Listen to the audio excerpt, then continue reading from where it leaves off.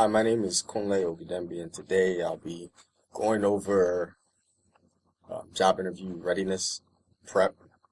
I'll give you a little background on myself. Went to Temple University, graduated in '06, degree in telecommunications broadcast, worked briefly in radio, and did some years of case management, and worked 5 years in um, as an admissions counselor for 16 to 24-year-olds at Job Corps. That was 5 years up until 2015. So, dealt with admissions counseling, meaning I interviewed students as they came in and interviewed to get into the program, and then also dealt with a little job readiness as well.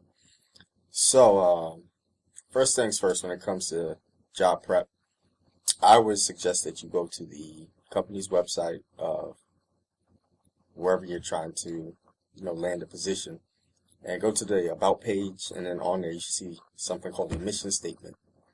The mission statement will give you what the company is about in essence, and you should definitely try and memorize that because those are usually short, brief, and to the point.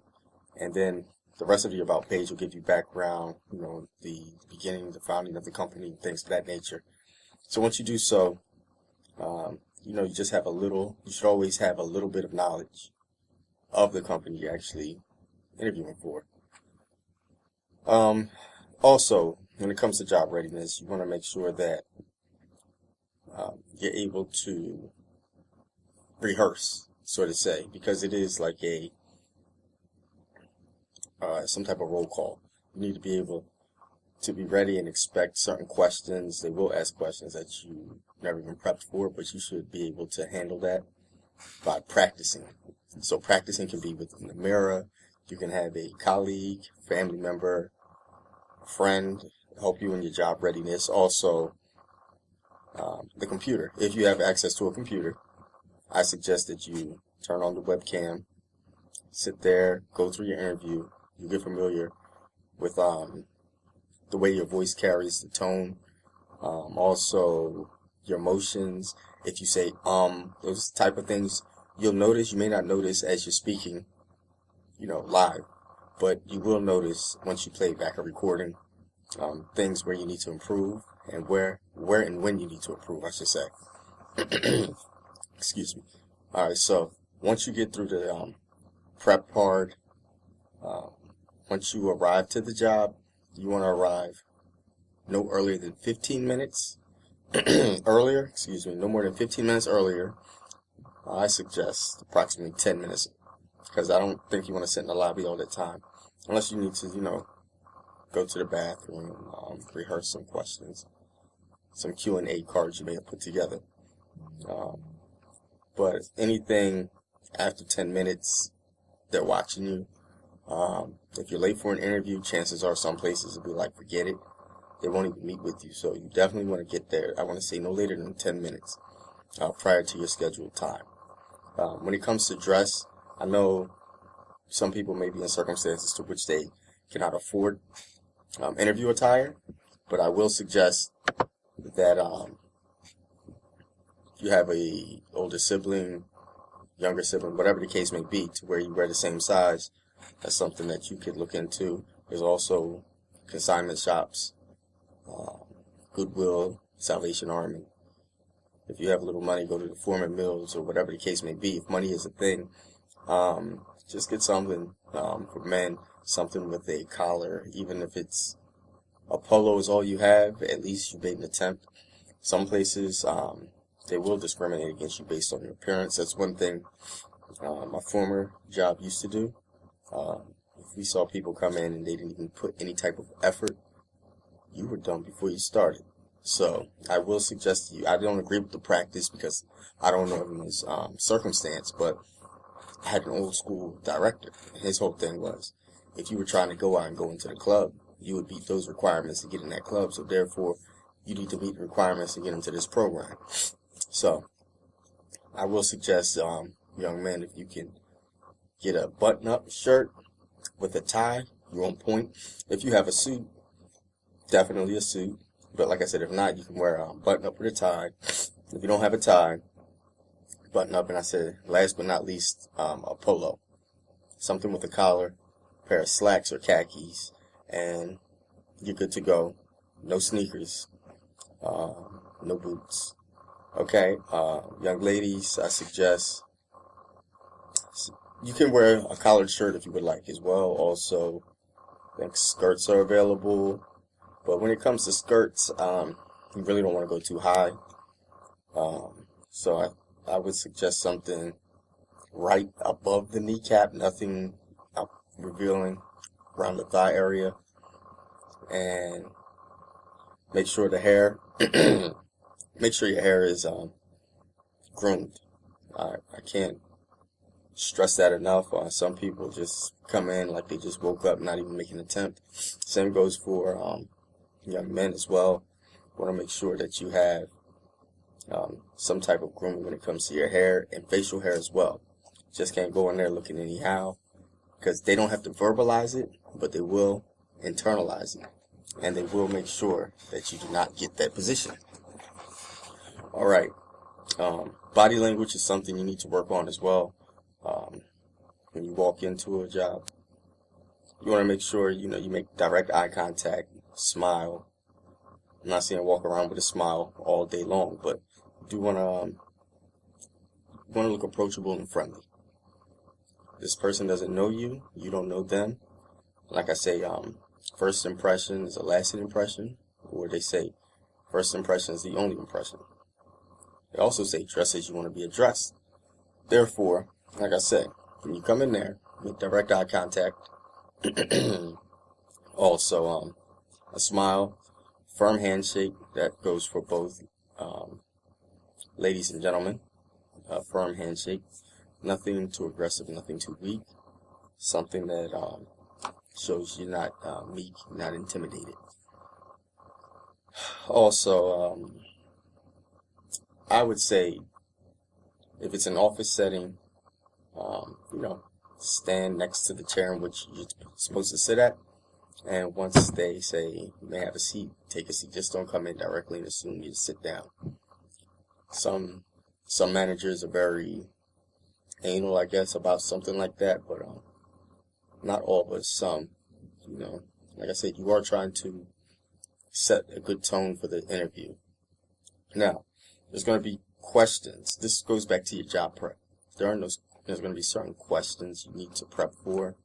I wrote a list, so don't mind me glancing over at my list. But one thing you should keep in mind is, I can tell you, most certainly, 10 times out of 10 times, they will say, tell me about yourself. Now, when that question arises, that is not to say, oh, my name is Mike and I like basketball. I like to do this on the weekend. These are my hobbies. No. When they say, tell me about yourself, it's something brief, but also something impactful. Meaning, you're coming up with information about yourself pertaining to the position you're applying for. Meaning, if you are looking into the IT field, you want to say, hi, my name is Michael. I have you may not have experience in applying for the job you're looking for. Let's say you're looking for a help desk position. I want to work in IT help. I've always been into computers since this age, and these are the type of classes I've taken. These are the type of certifications I may possess. If you have no professional experience, you talk about what type of certifications or classes you took in lieu of that. You know what I mean? So that's something you definitely want to bring up. If you have any type of professional experience that's relevant to the position you're applying for, definitely bring that up during the interview. Okay,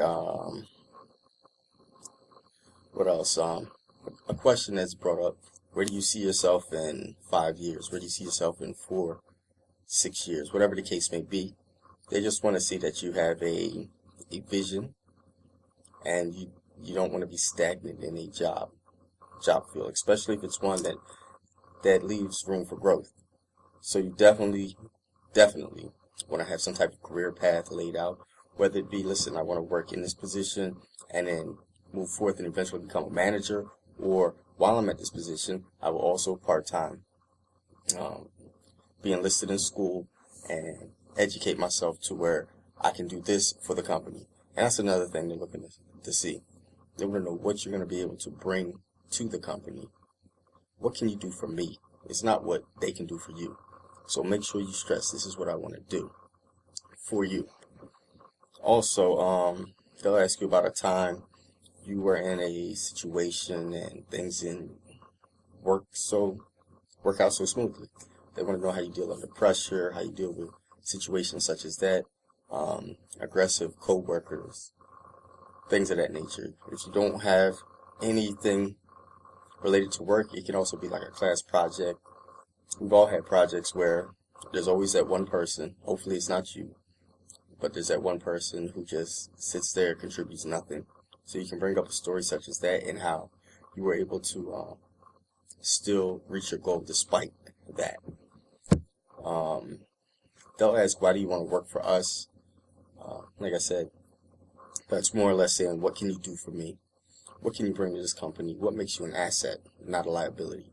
So that's something during your research you should be able to bring up.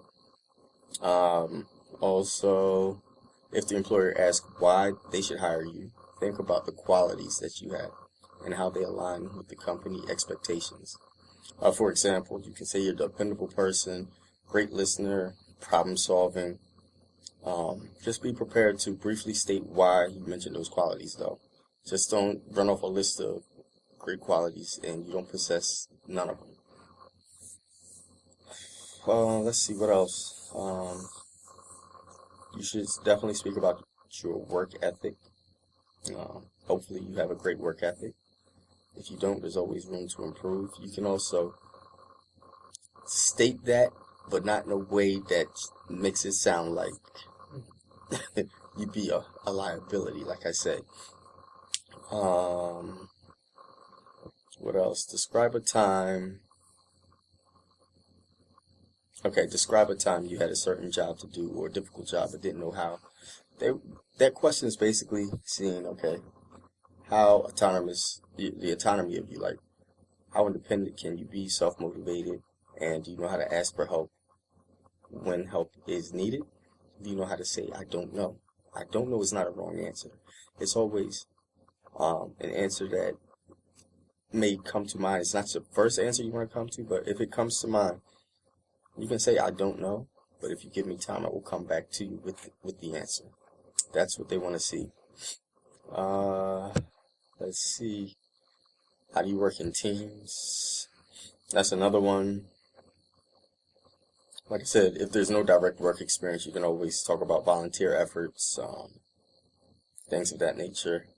Your greatest accomplishment.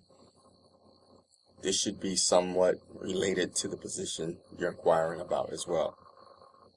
At the end of the interview, they will ask you, do you have any questions? You shouldn't just sit there with your mouth closed and say nope.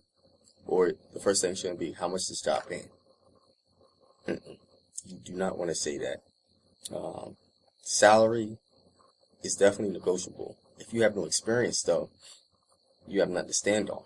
So you're going to have to accept what they're offering. And if it's not what you had in mind, maybe the job's not for you. Every job is not for everyone. I can tell you that right now. So you can always do a little research by your friend Google. Go on Google. Get an idea of regionally what that position pays and nationally. And you'll get an idea of what should be fair compensation for that position. Okay? Trying to think. There's quite a few other questions that would be brought up, but the only thing I can tell you is the more practice you do, the better you become at it. Just always want to be optimistic, stay positive.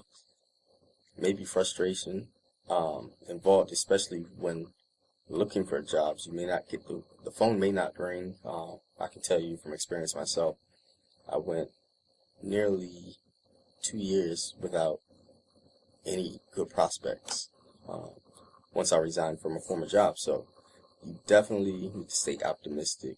Keep yourself busy. If you're not working, you got a car, hey, I did it. Go out there, Uber some, do the Lyft, whatever car sharing programs out there. Do something to keep yourself motivated. Okay. You want to be assertive. You don't want to be too aggressive, but you want to definitely be assertive. After your job interview, give it about a week. If you hear nothing, just send like a thank you email. They like that. A thank you email. Thank you for interviewing me, giving me time, and things of that nature. Hope to hear from you in the near future. Something along those lines. And that's pretty much it in a nutshell for the most part. Like I said, some words of advice. Like I said, definitely have a family member or a friend that is going to be as real with you as they can be. Not somebody who's a pessimist as well, because there are people, no matter what you do, they do not want to see you prosper, but somebody that's really there in your corner, but they're not going to BS you. So when you're doing these rehearsals, they're pointing out, your negatives within it. That's another job question. They will say, what is your weakness? A lot of people put a spin on it. Some people say, I don't have a weakness. That's a lie. Everyone has a weakness. Some people will say,